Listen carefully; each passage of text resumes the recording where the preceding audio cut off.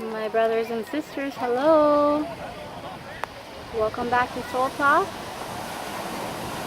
Thank you so much for stopping by. I hope you are having a beautiful day. Well, I'm back behind the orange curtain.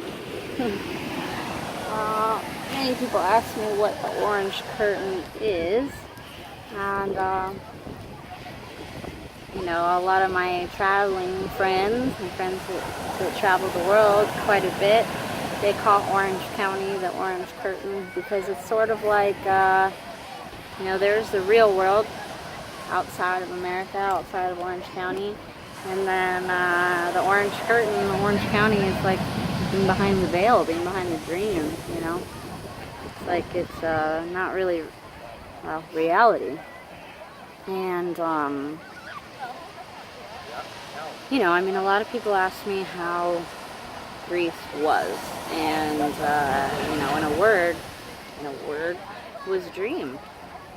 It's like it was my dream to come there, and then, being there, it was like a dream too, but in a way it was so much more real than this place that I grew up in has ever really been. So, you know, I know we go pretty deep into Soul Talk. I know I didn't really start off small, and I said that it's important not to hide yourself, which it is. It is important not to hide yourself, but it's also really important to know how to find yourself. Right? And many of us are still seeking who we are, and in every day that really starts to change, right? As you let go of old layers of yourself, you may find that you don't know who you really are anymore. And so the easiest way to find yourself is in nature. And how to become truly one in your body is to become one with nature. They are one of the same thing.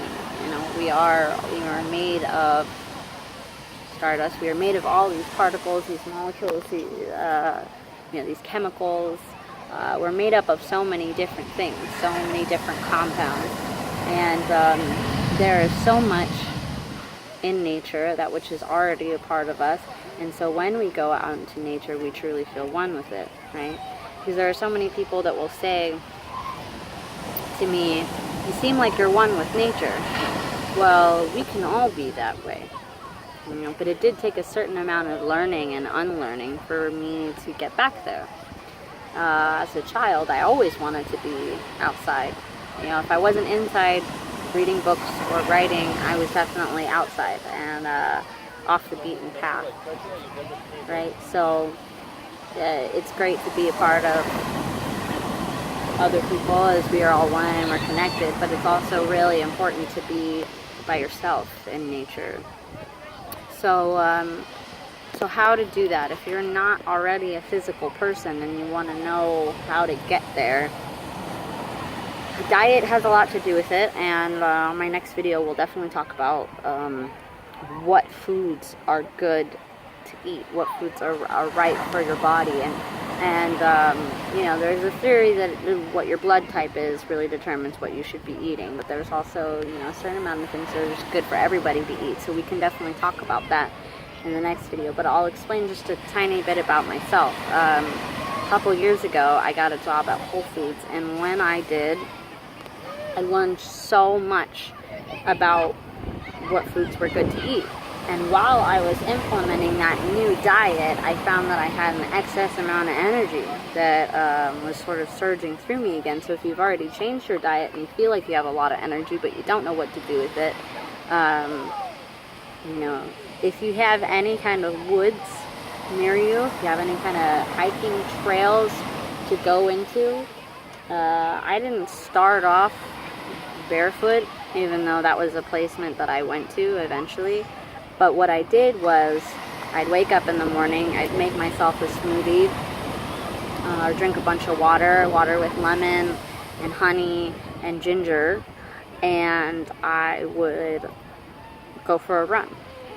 And I would run along the path from my house to the next neighborhood, into the Laguna Canyon, down this beautiful spot. I'd find a good rock to sit up on, and I'd truly ponder life and just look at nature, and I'd make myself one with it, notice all the beetles, the bugs, the birds and the bees, and really listen to their sounds.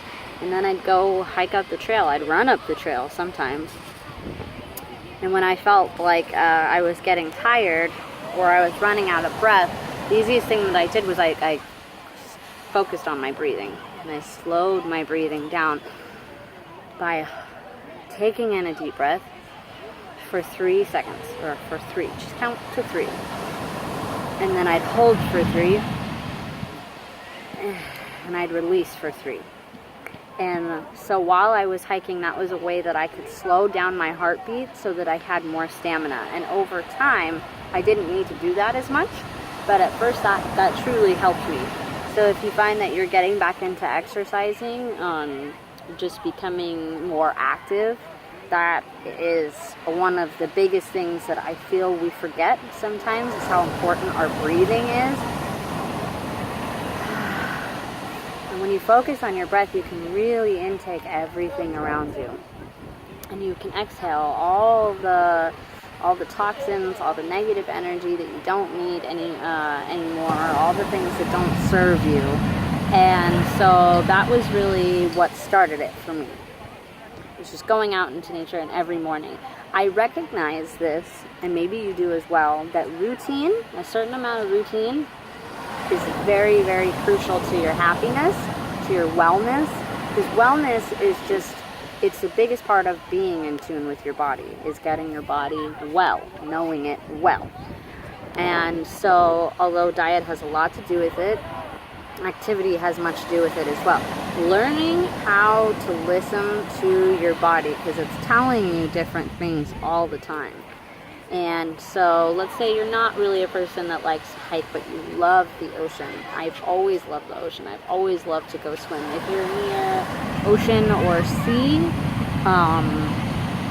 it's really crucial to get yourself back into that salt, because we have a certain amount of salt and water in our bodies. And when we sweat, we are losing that salt and we're losing that water. And so it's very important to replenish that. Also, drinking a lot of water is very important. You need to constantly hydrate yourself. You really do. And if you find, like a lot of people do, that you get very full off of drinking too much water at once, just taking small sips all day long, sort of, you don't have to be a camel and drink a gallon all at once. You can just start off slow, especially if you're not a person that normally drinks a lot of water and you find it hard for you because it doesn't have taste to it. There are other things that you can add to it.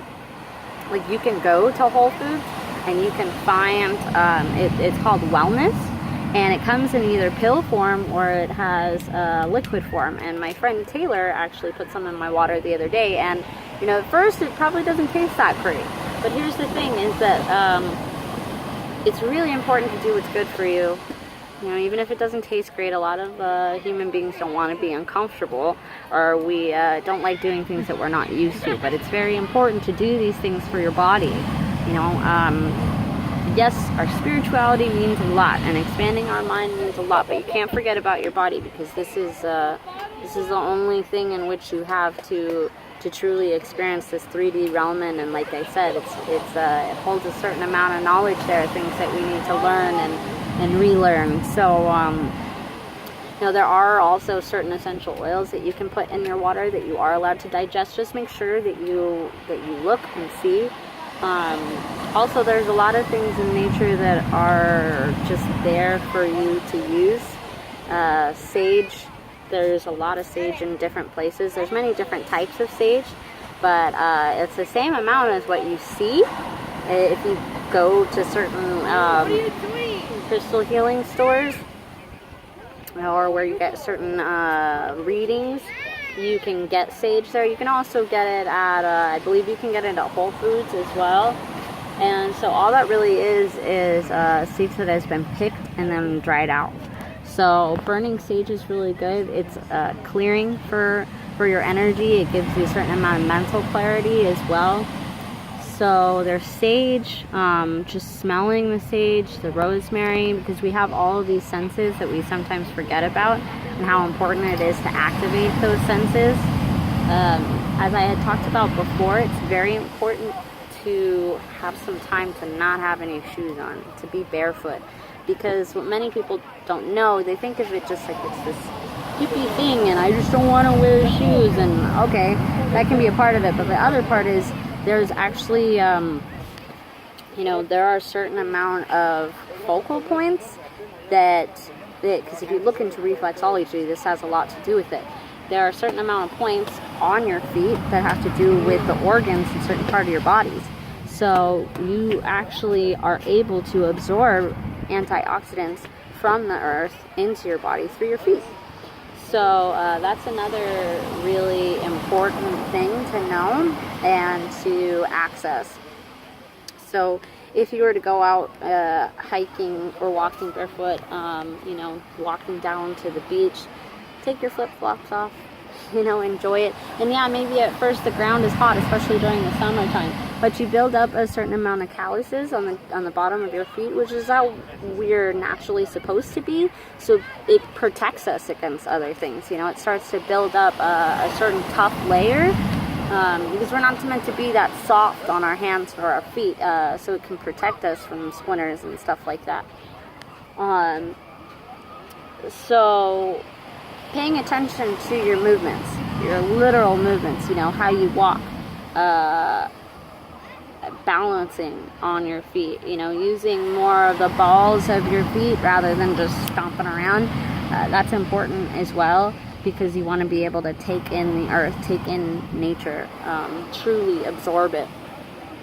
And the sun is extremely important. It's one of the most vital tools that we have here. We're so lucky to be in front of the sun the way that we are, and your serotonin levels can be lifted. You can truly find happiness, and you can find nourishment from just being in the sun. It doesn't just have to do with absorbing it through your third eye. Yes, that has a lot to do with it as well, but your physical body needs it.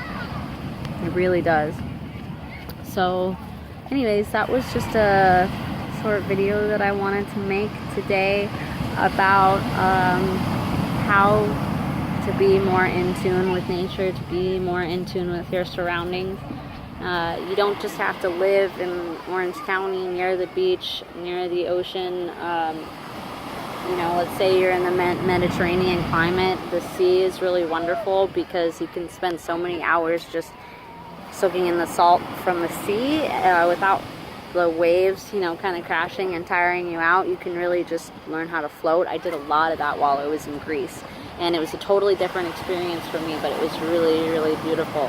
And those rocks that you see around the ocean and the sea, go climbing around it. You don't have to be a rock climber to know how to do these things. They're within your body, and they're constantly asking to be activated. So don't be afraid to try new things. If you normally a person that likes to be indoors, or you work inside a lot, take some time to just take a walk or a jog around your neighborhood, even at work while you're on your lunch break.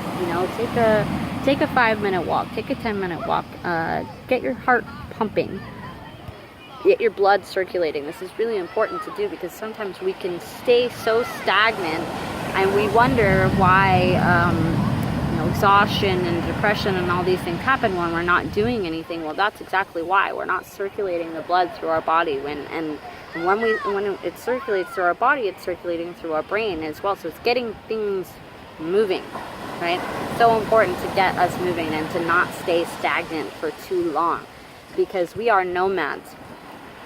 Truly, that's who we are at our core. We are nomads. We are meant to move and walk around and experience the world around us, because the world is also within us, but we need to be within it as well. So getting in tune with your mind, body, spirit, your soul, it's so important to be in alignment, So get yourself in alignment, you know, align that spine. Try sleeping on the ground. Try sleeping on the floor at home without your bed, and you can notice how it will align your spine. You can take a nap outside.